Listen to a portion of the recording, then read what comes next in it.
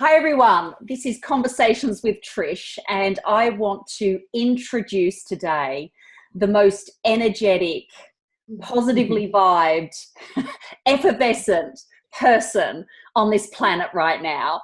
And her name is Cynthia, and we just hit it off.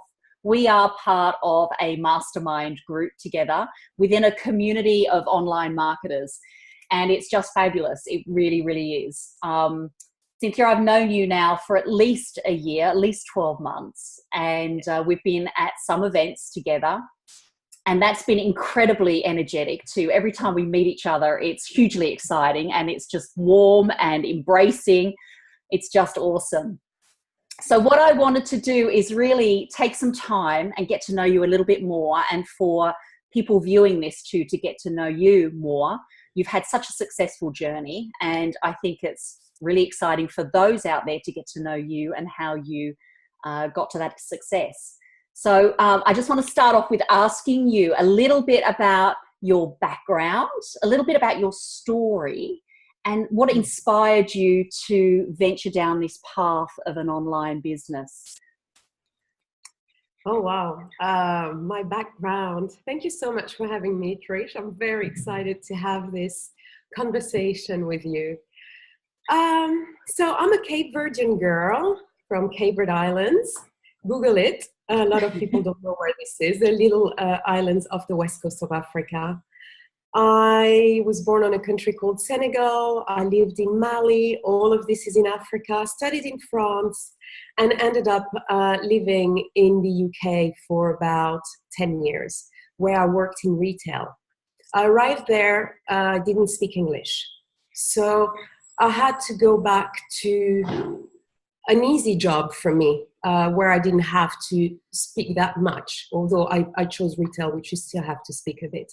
But I started as a sales assistant and put all my energy into learning this new language in order to fit in the society and to progress professionally, because back in the day, that's what I thought I had to do. Climb up the ladder, which I did. I became a manager and then a sales project manager for the company I worked with. I evolved, started managing bigger and bigger stores, bigger teams, and then started to hit a wall after 9 years. I started feeling a bit, something wasn't right, but I couldn't put my finger on it. But I kept going because I thought maybe I need to climb a little bit more that ladder. But I felt worse, to the point where I really got stuck into a gigantic phase of procrastination, guilt, and feeling really bad about myself. And what I started doing is, okay, I'm a bit of a fighter. I thought, I've got to get out of this not moving thing. I can't stay like this. So I started looking for things on YouTube and came across Abraham Hicks. This is where it all started for me. I had aha moments listening to the message, and I got hooked on it. And every day I would listen to it, and I could see the energy shifting slowly inside of me. And then one day I understood two things after watching one of their videos. I needed a mentor, and I needed a community, a network.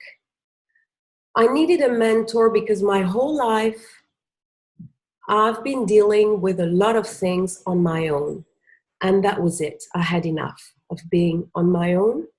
I wanted that support. I wanted someone to take me by the hand and tell me, Cynthia, we can move to the next step, and I'm going to show you how. But I had no idea where to find this mentor, what it would look like. I had been doing this retail work and been in this routine for such a long time that I had no idea even of what I wanted to do. I was at that stage where, who am I? What am I good at? And what are my talents? I've got nothing. That's what I thought back then.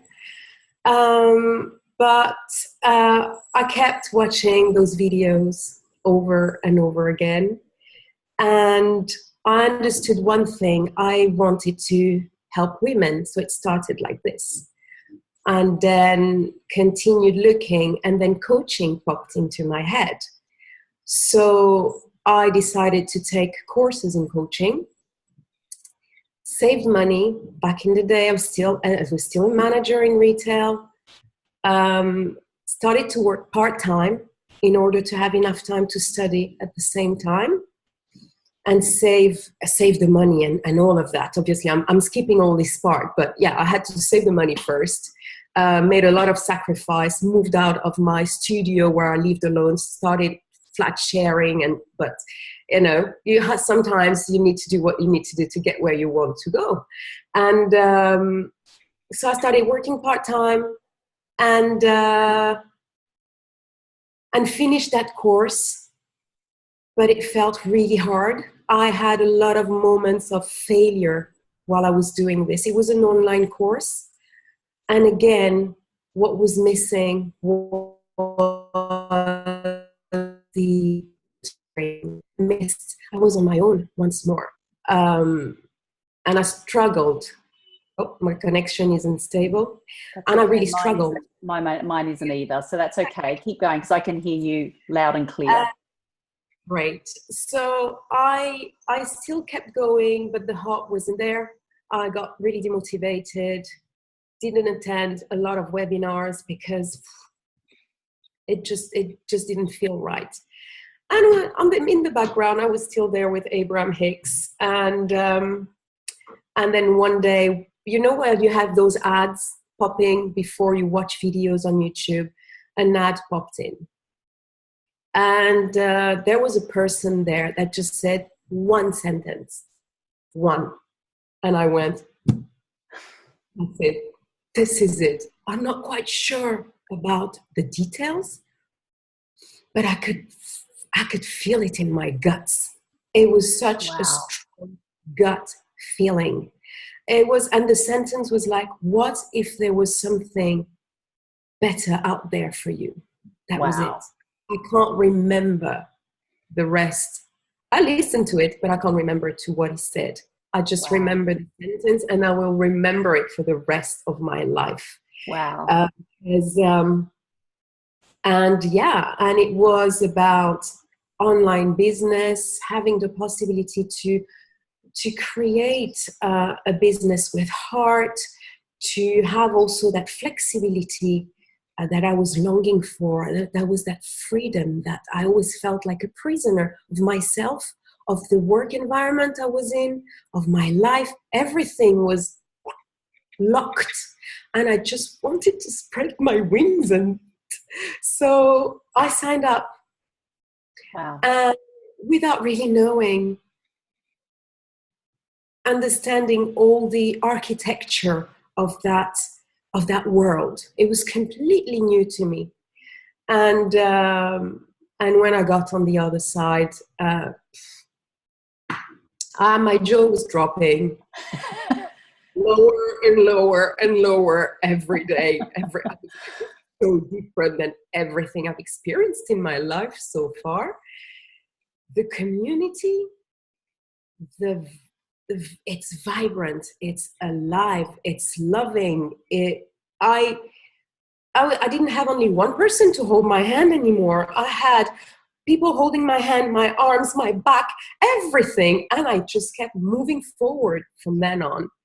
I was challenged a lot, for the best, for the good, so that I can reach the person that I am now, so that I can tap into my truth. And I rediscovered myself in those past 2 years. It's been a little bit over 2 years now.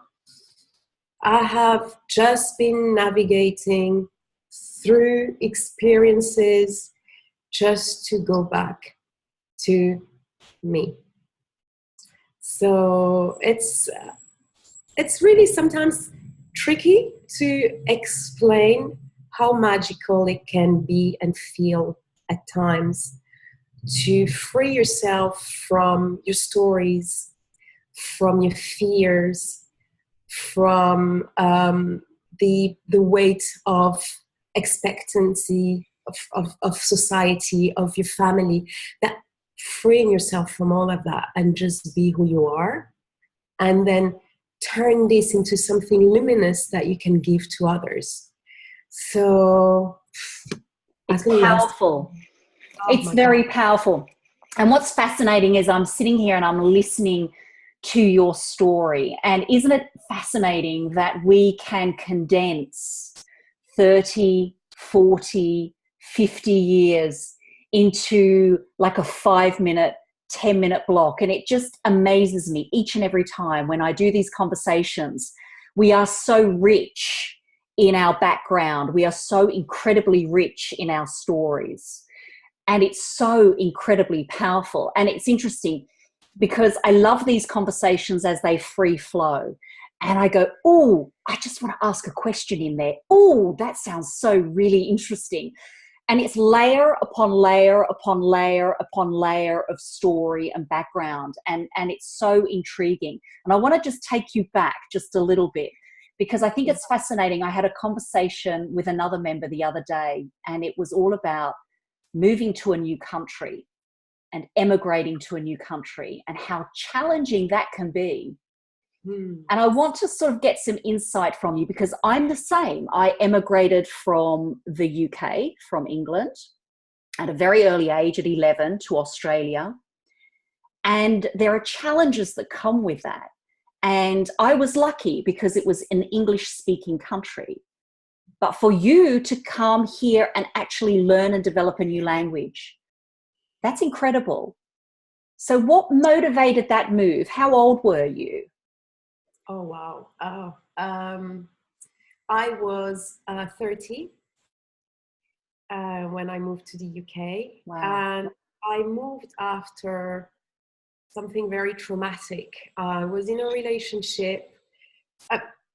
Just so that you understand why it was so traumatic, I have a background of abuse that I grew out of, and I'm, really, really free with that as well. This community has helped me get to another level with this as well. And prior to moving to the UK, I was in a relationship. I was in for 3 years, very much in love. Really thought he was the one. We would have kids. We had a lot of projects and everything. And then one day I was looking on the computer, because I didn't have a laptop back then, so I was using his to do some work. I wanted to redo my CV, and was looking for a picture to put in there. And I came across a folder on his computer filled with pedophile pictures. Wow.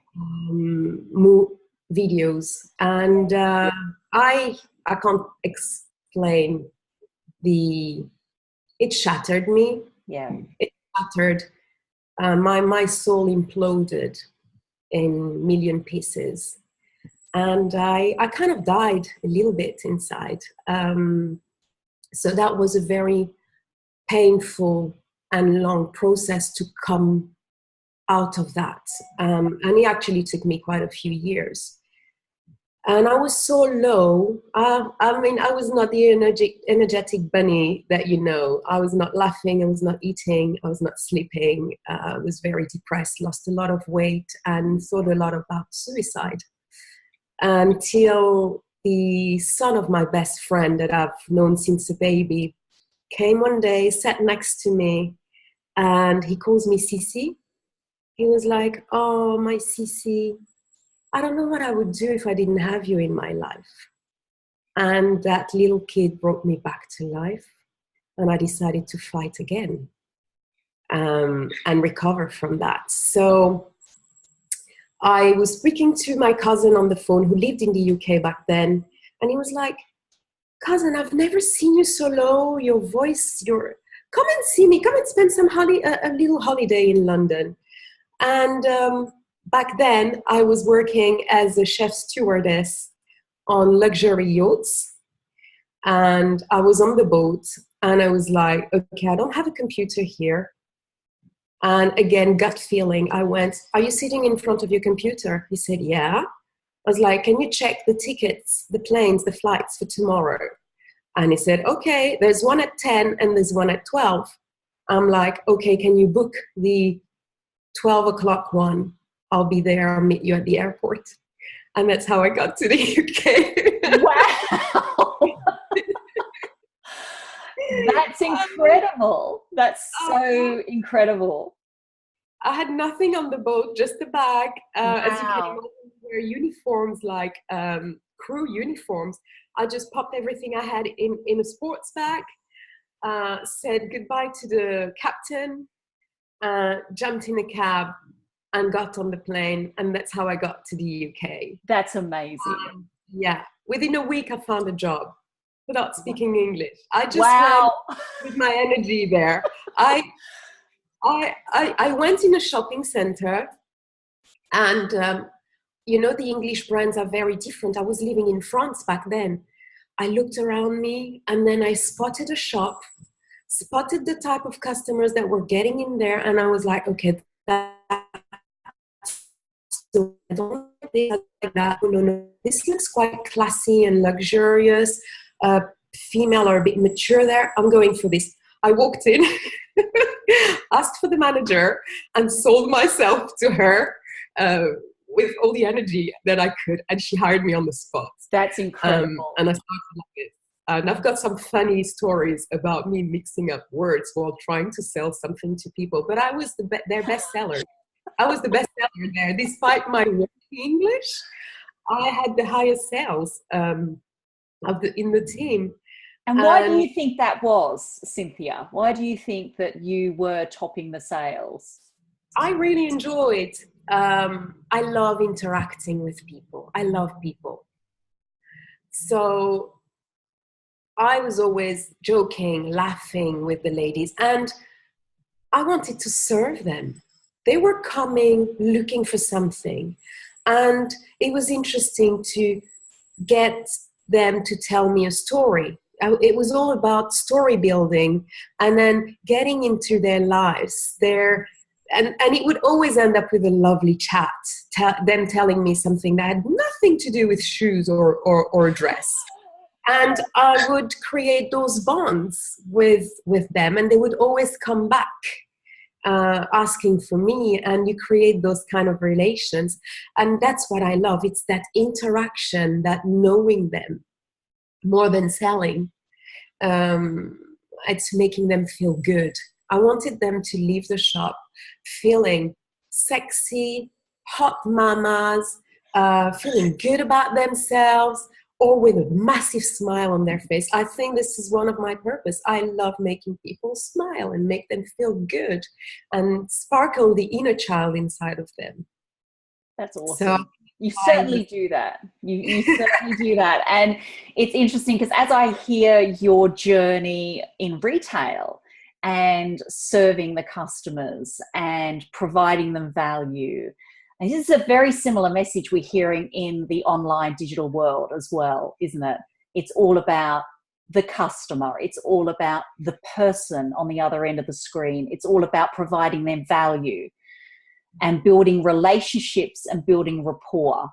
It's very interesting how I'm sort of hearing and seeing those parallels happen. It's brilliant. It is. But it is also the reason why I left retail and why I had this internal conflict, because these values I had and wanted to provide to the customers and to my team were not in line with the big company, the big heads, the CEOs. In a lot of retail companies, not all of them, they tend to squeeze people like lemons. They want a lot out of you, but they don't nurture the team. They don't nurture the managers. Yes, customer is king, but for me, my team was everything.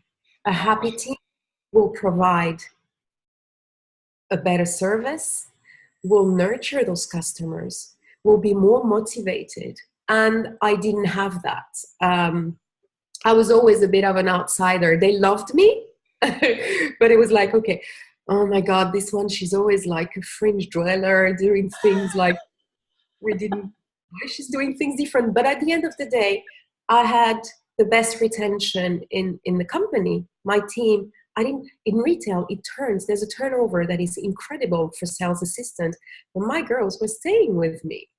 And that's interesting, isn't it? And we had great results.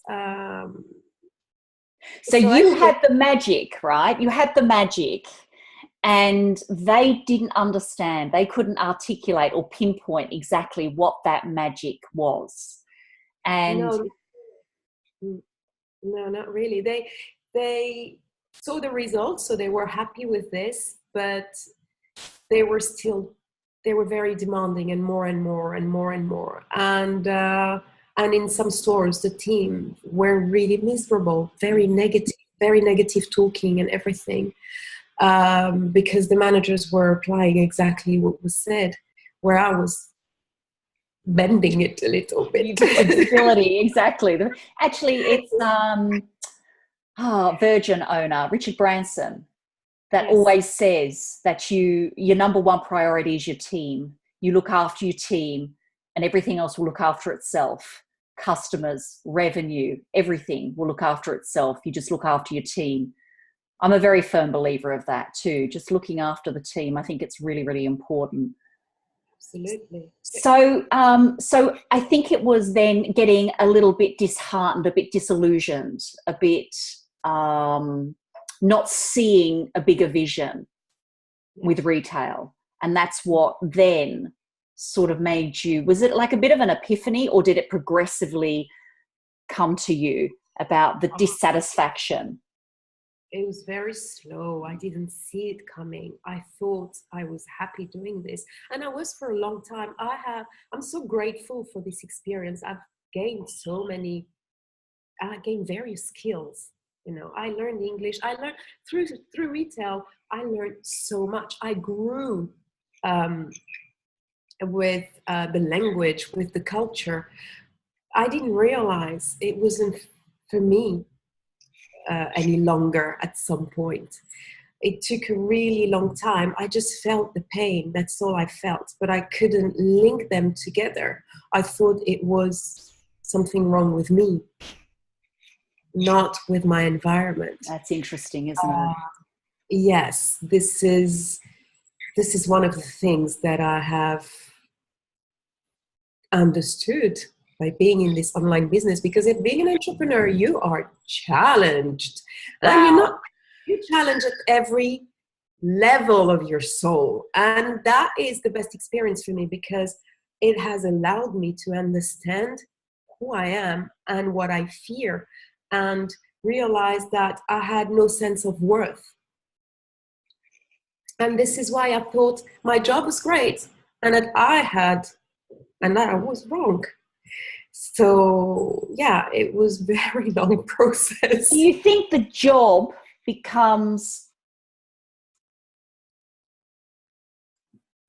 So Cynthia, we just had a power cut, and I was just in the beginning of the throes of asking this incredible question, and then you vanished from the screen. So we'll keep going and continuing. If we have to pause, we will. So you were talking about that retail job, and I'm just wondering, a lot of people are out there, they're listening to you and they're thinking, you know what, I feel exactly the same. And I'm just wondering whether the job sometimes hides, it's like a bit of a shell around you. It's a bit of a facade that's around you. And inside, there's like this emptiness, and it's not really being addressed. It's a bit like, this is just coming to me now, like the shell on an egg, and it's like tough. And you can't really crack it to sort of get inside. And it's inside where it's a little bit void, a little bit not good. And I think it's the inside of us that gets covered up by this facade and shell. Is this making sense? It's just coming to me as I speak. Absolutely. we get into these jobs because we were taught to do that, and it becomes a representation of who we are. It becomes a pride. Look, I've climbed the ladder. And you're in a routine. You're in a role. You're not even questioning. That's true. Role anymore. You're just thinking, I want to go further with them, further. And then you do. I went from sales assistant, supervisor, assistant manager, and then sales project manager, where I was mobile. And I was the troubleshooter. That's what I'm good at, troubleshooting. Wow. Anything that's to do with improvisation I love it. It's like, oh, just throw a problem at me and I will find a solution. And I was going from stores to stores, and I thought, yeah, this is great. This is what I'm doing. Look, I'm a sales project manager, and I'm doing all of these things, and I'm hating it actually. And the commute, the you wake up in the morning with that feeling in your stomach and dragging yourself there. The only thing that kept me going were the people, the team, the girls. There were mainly girls in those teams. It was a very feminine brand. This was the thing where I would find myself once more. But yeah, a lot of people don't realize that the pain inside is actually because you're standing in the wrong spot. It doesn't fit your values. It doesn't nurture you. But you carry on because you have to feed your kids, you have to pay your rent, and you think you don't have a choice. Yes. That's the big thing. Yes. You think for everything, actually, not only for your job, for everything in life, most people think they don't have a choice. And we do. And they're scared. Change scares people. It is scary to change. A job is a comfort zone as well. It is an uncomfortable comfort zone. That's exactly right. And the thing that I found, because I was in a corporate role for many years before starting my own business, and it was being, for me, I'd call it dictated to, but I think it's more of the very rigid rules that you have to abide by. Everything is policy driven and regulation driven, and you eventually are in this space where there is no creativity. Your creativity is not expressed. And it wasn't until starting the online business that all of a sudden this creativity of mine was just being unleashed. I mean, I was a corporate accountant sitting in a little box, not communicating with people. I mean, you're like me. We need people, right? We need that interaction, that fun, that energy, and that vibe. And I was not getting that 8 to 10 hours a day.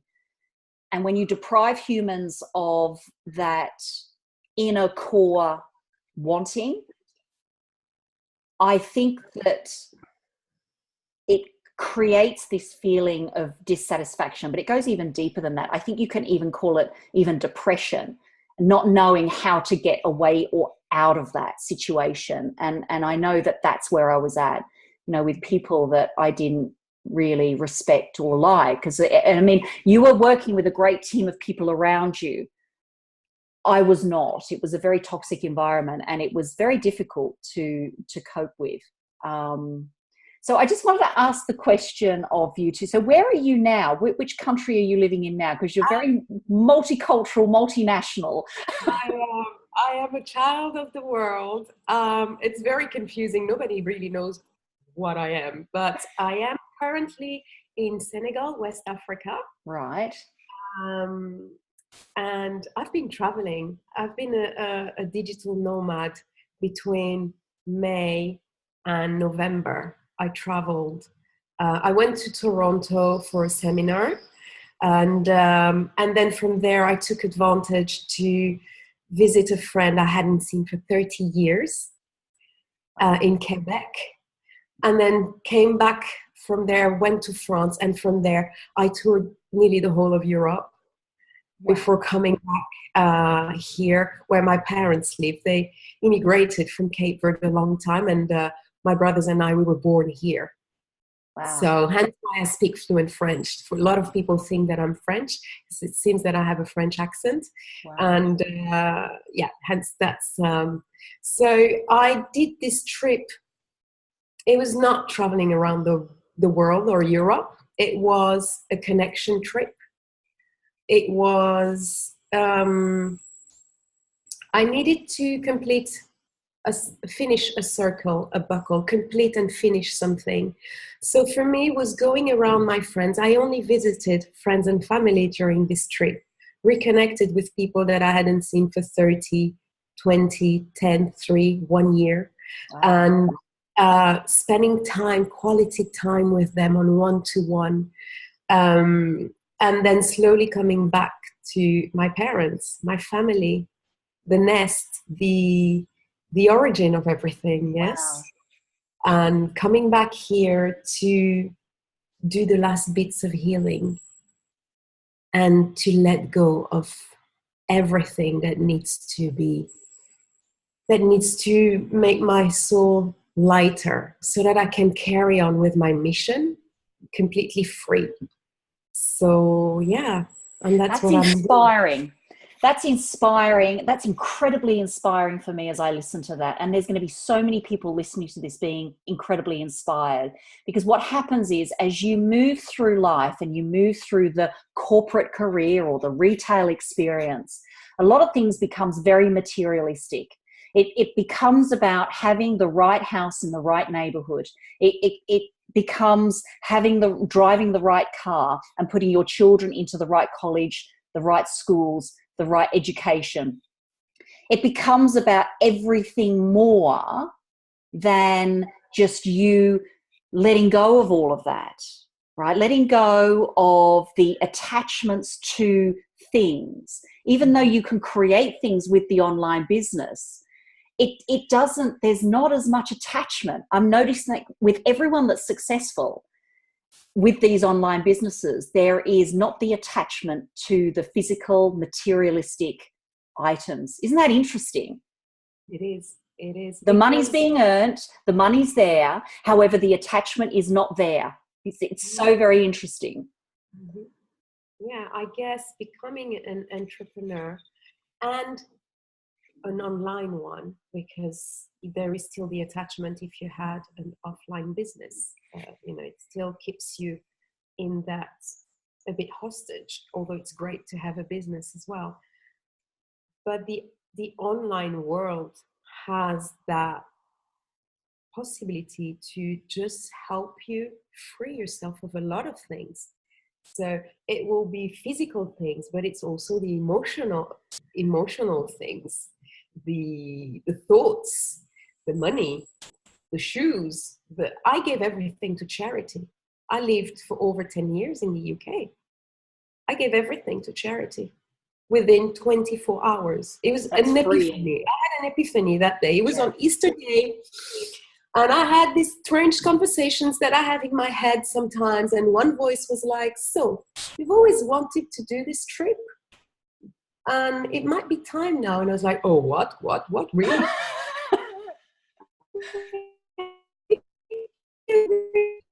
A good reason not to do this trip now.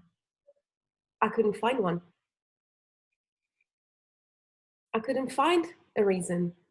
I had no reason financially, nothing. Did that give you a sense of freedom, relief, or were you a little scared and fearful? No doubt. Wow. Full on. It felt right. The path was there. Yeah. Again, that gut feeling, when you listen to your inner wisdom, it always feels right. I knew that was the next step for me to take. So I literally stood up and started packing. And the next day I called a friend. I was like, can you help me carry all of this to charity? And I went, all yours. And a month and a half later, I was traveling. Yeah.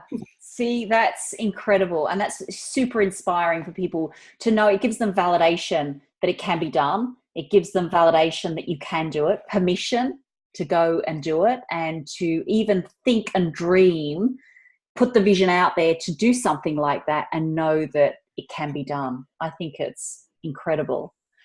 The other thing I wanted to ask you too is, as your journey progresses, you experience certain adversities through your life. There's certain turning points in your life. Everyone has them. And these adversities tend to lead to certain qualities. What sort of qualities do you think you've really acquired out of some of those adversities that have also helped you to build the life that you've built and create a space in this digital world? What sort of qualities do you think that you've pulled out from some of those dark spaces, some of those moments that really have helped you to march on through with what you're doing to create the life that you're creating?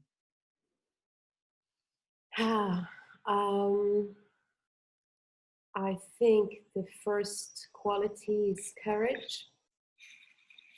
Some of my experiences required me to really tap into my courage to overcome. And then the wisdom that I gained from all of that has I guess the main quality it comes from the experience and the capacity of understanding deeply what people go through and to feel them, and an empathy, not always sympathy, because sympathy doesn't always help. Sometimes people need a kick in the butt, but an empathy to really connect with their story, with what they're going through. It really helped me to understand the light that I had inside of me. Embracing that darkness helped me find a light that told me, go and help others, because you're out of that now. I don't need my story any longer. It doesn't belong to me. I barely think of it. I only think of it when I want to use it as a tool to help others to heal. So these are the qualities, the foundation of who I am now, really, is to have embraced the darkness, accepted everything, forgiven. That was true freedom. The forgiveness for me is when I really found true freedom. And then realize, okay, that's all good. What now? What now? And it's the service that comes with it that is incredible. It's thinking, yes, I am out of that, but how many women and men, we always talk about women when it comes to abuse, but there's so many men in the shadow. And it's such a taboo still. Nobody talks about it. But who might read one of my blog or hear me talk and have a little bit of this hope, and maybe they'll start stepping forward and embrace their story and grow out of it and then do the same. I'd love that. That's like awesome. Yeah. That's beautiful. It's this cycle, and that's what I see. And you said that at one stage during your travel, you know, it was just doing the cycle. And it's sort of like identifying your story, getting clear about your story, sharing your story, letting go of your story because it's no longer yours. Right. And then it just becomes more of a cycle for someone else to do the same. It's just this beautiful cycle. That's incredible. And I just see these circles. I just wonder whether that's part of your branding or whether that's going to be part of your branding. And actually, I do see that. Yes, I see that. Isn't that interesting? It's just It, incredible. my Um, logo looks like it's not a completely finished cycle, but it looks like a spiral as well. When you yes, know constant evolution, but it also looks like a fetus where everything's possible. yeah. You can transform. You can renew yourself. You so there's it's hope. It's hope. That logo. It's Yeah. beautiful, and you've blossomed with that. And as you tell that story of this cycle, I can just see that sharing with others and how they can see hope in that, because they too have a story. Mm-hmm. They don't know how to define that story. You help that process of defining that story. You help that process of sharing that story. And I suppose not really hanging your hat on it too much. It is your story, but not really defining yourself by it. No, not at all. That's really No. important. I've got that from your conversation here. For my story, it's about finding it, revealing it, sharing it, but not defining yourself by it. Yeah, absolutely. It wasn't the case a few years back. I was defining myself with this story, but that kept me in the victim box. And obviously, when you're a victim, it's a very different mentality. And there was a day where I thought, I'm tired of being a victim. I'm going to be a survivor now. And today, I'm not even a survivor anymore. I'm just me. I'm just here, and I don't have any more labels linked to that story because I don't need it. I love being in the skin, and I love everything that comes with it. This is what I've learned to do. This is what's defining me. It's to just be. You Um, say that you love being in your skin. I've seen you dance. You are incredible. So share with me, share with us. Where does that all come from? oh my God, I love it so much. I love dancing and singing both equally. I come from a culture that loves it. The Cape Verdeans all dance and sing. There's constantly music around. And for me, there's an extra bit to it. Dancing and singing have helped me healing because when you do something you really love, you're really connected. And I forget everything when I dance. I just express myself. It's always improvised. I've never really taken courses or classical or whatever. I did a little bit of that little thing when you're a little girl, but it was just for a few years. But I just love blasting music, and I dance in the kitchen, in the room. And I have no shame of doing it in public, on the beach, in a supermarket, if I want. It, it's my way of tapping and tuning in. It's my way of realigning my energy, and it's my way of blasting positivity um, through me and into others. And just like it, I project energy and positivity, and it's a way of making people smile as well. So it's a language. Dancing is a language, singing is a language as well. And you can express a lot of emotions through that. And it helped me through the years to heal. It's part of my healing process. And now it's part of my fun, mad, crazy, embracing who I am. I know, it is, and it's awesome, and it's your signature because we all know. Wow, and I'm just glued to the screen when I see you come on because your dancing is brilliant. You pick the right music, you pick the right moves. And I think it gives you flow of energy, right? And I think it's what makes you feel good and gets you connected, realigned, as you say. and gets you out of here. Yes. Gets you out of here into body and movement, and gets the flow going. Where is where we have to be. It's a pattern interrupt. When I get annoyed by something, like at the beginning, building my first website, I was like,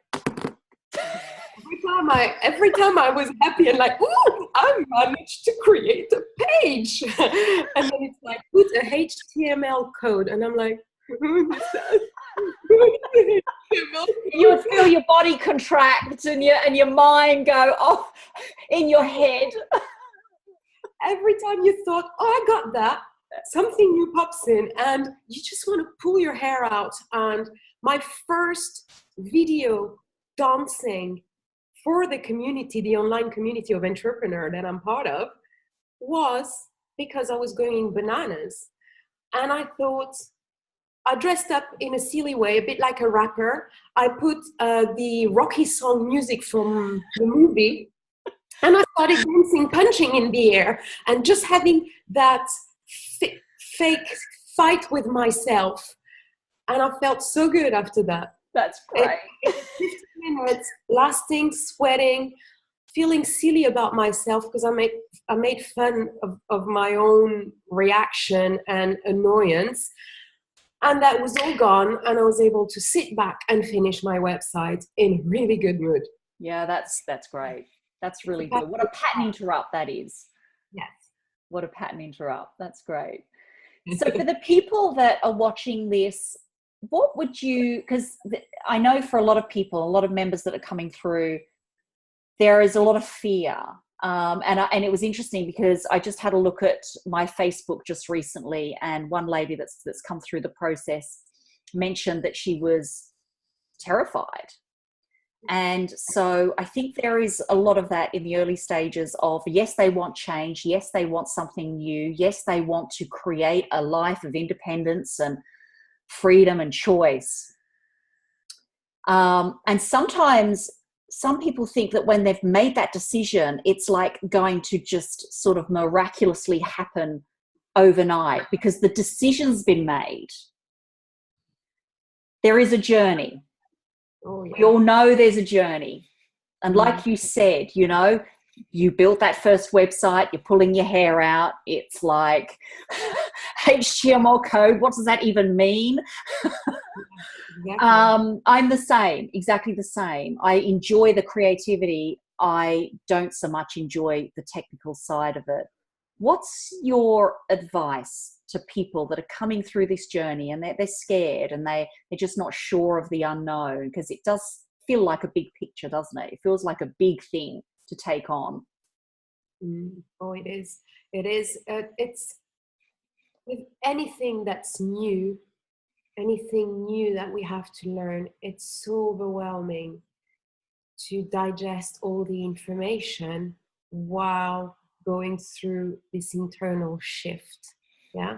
I mean, if you come from a 9-to-5 job, you have to shift from employee to entrepreneur, and that's the journey.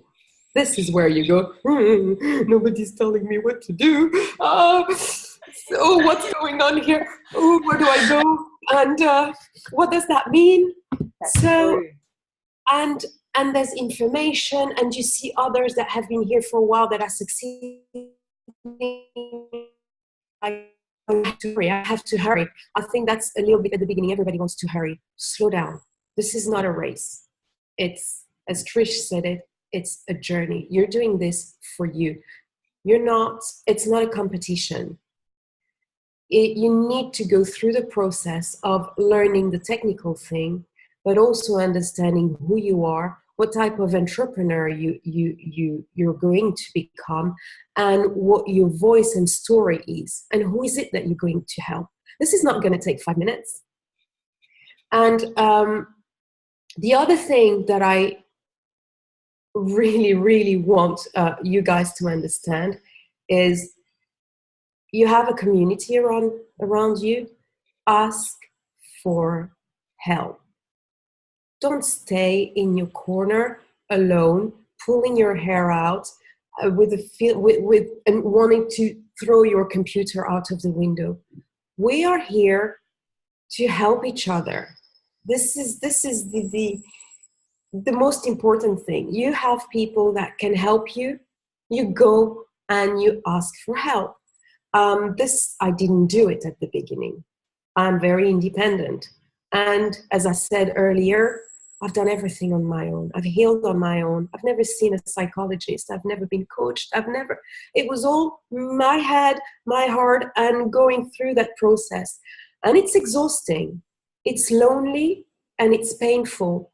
There's nothing like having cheerleaders to celebrate success with you, to get on a call with you and help you finish your website, to explain to you how to get through this, how to maybe open or create a Facebook page.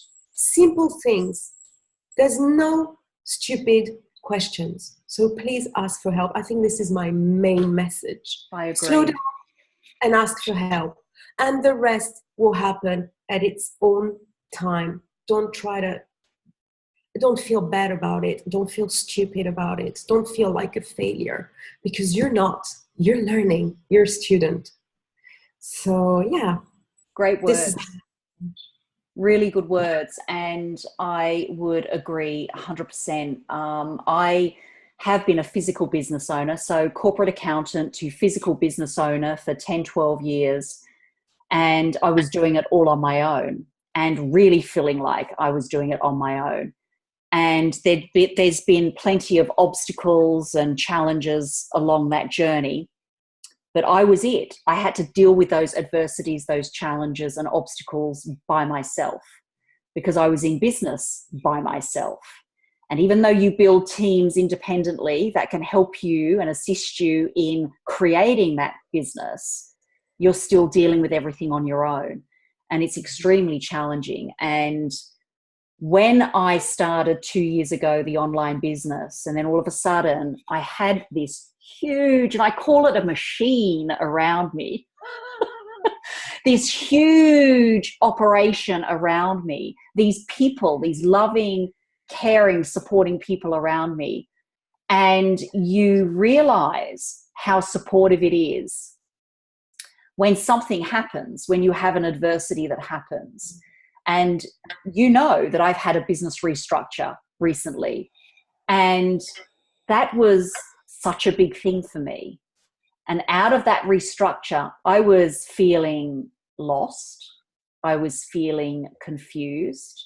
I was feeling a little bit of grief, because it was sort of the old and then the new had to be like reborn, and we had to recreate, regenerate. And what happened was the community, the people that I have networked with for the last year just came to give and provide and to give me the support needed to then just to keep moving forward and to keep progressing and to, you know, to give you the encouragement and to let you know how much you're valued as an individual. And that's incredibly powerful. I've never had that before in the 10, 12 years of building a physical business. This is so, so very different. And to do everything, you were everything, every hat. You were finance, you were customer service, you were complaints, you were distribution, you were sourcing and supplying, everything. Yet here, with the online business that we have here, you can be just one piece. You can be the marketing piece, and everything else is looked after. Everything else is taken care of. And this is why I say the big machine, because they look after the finance, the customer service, the distribution. Yeah, they do.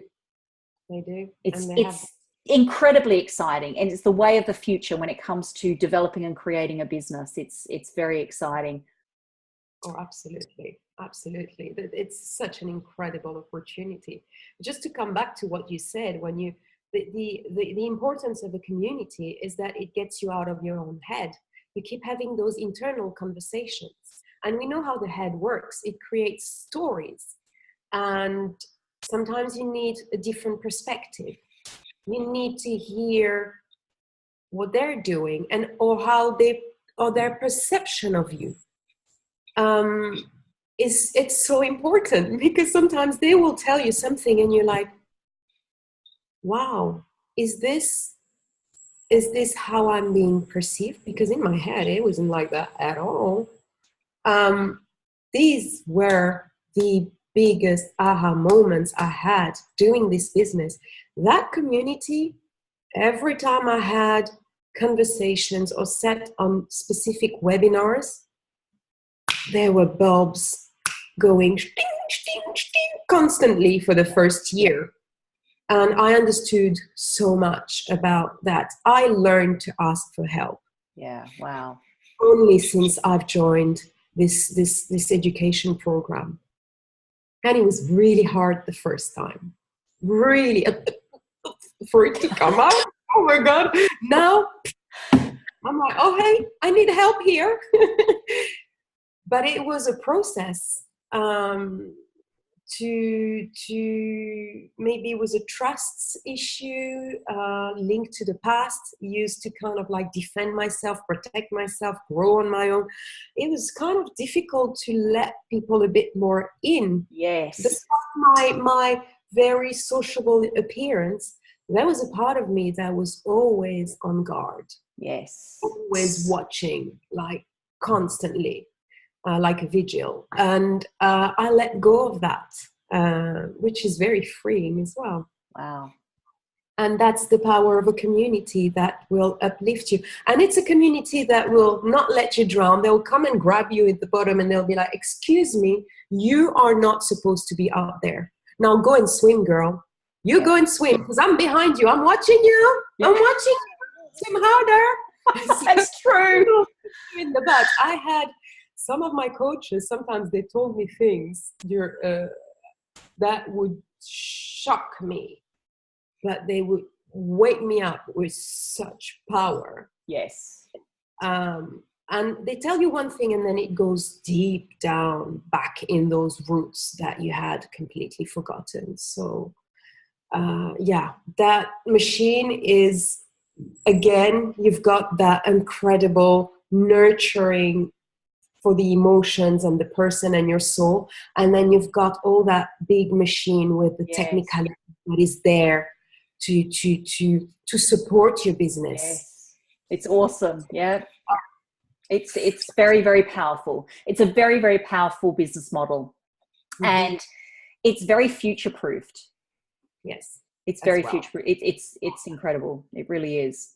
Can I ask you, what do your parents, your family, your friends, they look at you now, and what do they say? Is there like, oh, she's changing, or she's changed, or look at this growth? It's fascinating. First, I was very lucky that I had a lot of support. I've never had someone saying to me, are you sure about that? What are you doing? Coming with those negative, nagging things. Everybody, I have amazing friends, really. Everybody, even if they did not understand the whole concept, because it's not easy to grasp it at the beginning, they were like, okay, you're trying this. We love you. We trust you. Or if someone can do it, this was a revelation for me, because hearing those things, I was like, oh my God, they believe in me more than I believe in myself. Crazy. Yes. And then my family, it's very interesting, because my family here, they look at me a bit like, who is this alien? There's something about her. She's gone a little bit crazy. She's dancing. She's, but I can also see a form of respect and admiration. It is not formulated, because they're not very good at this. But every time I meet a friend of them, they're like, oh, your brother has told me you're doing this, this, and this, and that you're amazing at this, and then you do that. And I'm like, oh, has he? So they're bragging out there, but they're not telling me anything. That is great. That's great. I love that. cute. And they're starting to come and talk to me about business. My brother last Sunday was like, I'm thinking of this project and this, and he wanted me involved a bit more physically than which I put a boundary there. I was like, no, I'm not gonna run it for you, but I have all these skills now that can be so beneficial. Wow. If you open a business, I can build a website for you. I can create all your social media profiles. I can do marketing for you and promote your business like nobody's business in this city, because I've seen what they're doing. Their websites are crap and they don't do any marketing. You be the king here. So that's what I can do for you. I will not run it for you. So he would have been a bit like jaw on the floor, like, wow. Yeah. I think it shocked him a little bit because he hasn't talked about it since then. So I'm not sure whether he's a little bit disappointed and I'm not going to. I think he would be. I said to him, I've got ideas. He wants to do like something around, all this juicing and healthy food. And he's like, because I'm a vegetarian and I've been for a long time, I have, this way of eating that is different than the rest of my family as well.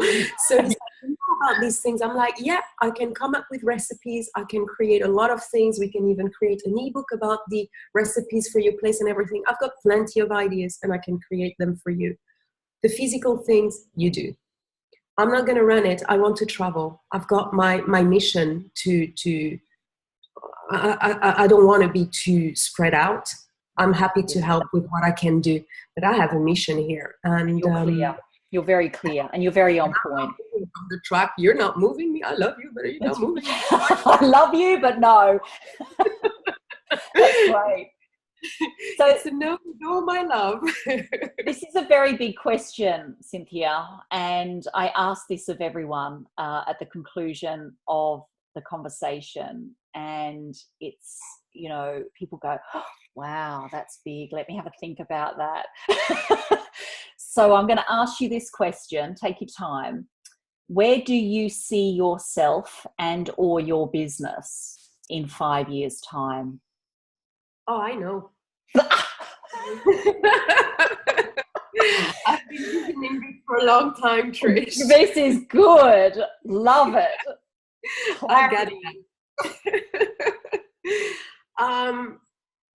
It's big and it's scary, but that's where I want to be. I want to be that woman, that voice that has created a network of leadership in the female environment, more so on the continent Africa, the African continent, and in my country, in Cape Verde, because I know how these skills would be so valuable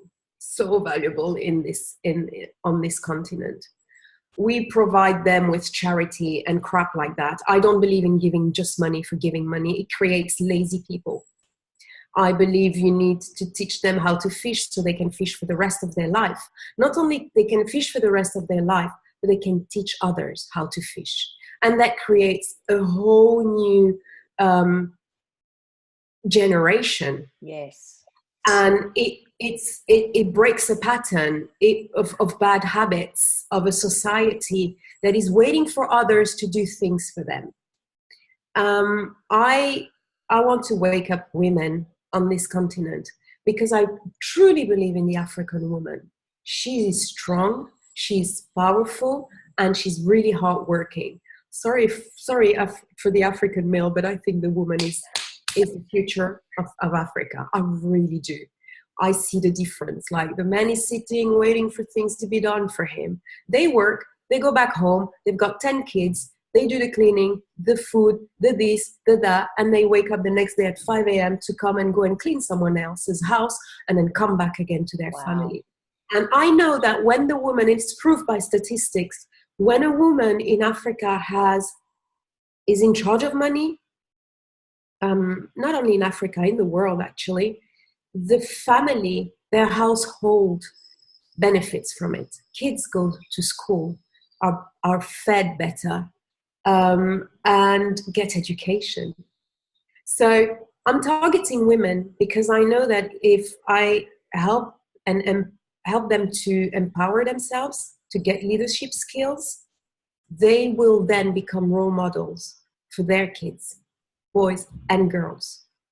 Because the boys need another vision of the woman as well. I often talk about the woman, but because I think if she's a different role model, then their son and their daughter will then have another vision of what they can do, who they can be, and what they can achieve in life. So that's where I will be in 5 years' time. That's an incredible vision. That's amazing. And so incredibly bold and big and wonderful. I think what you said there, I mean, it's really creating like a microeconomy by equipping them with skills to go out and actually earn an income. And then to have that generation of, you know, young women and young men adapting and knowing and seeing that, I think is incredibly powerful.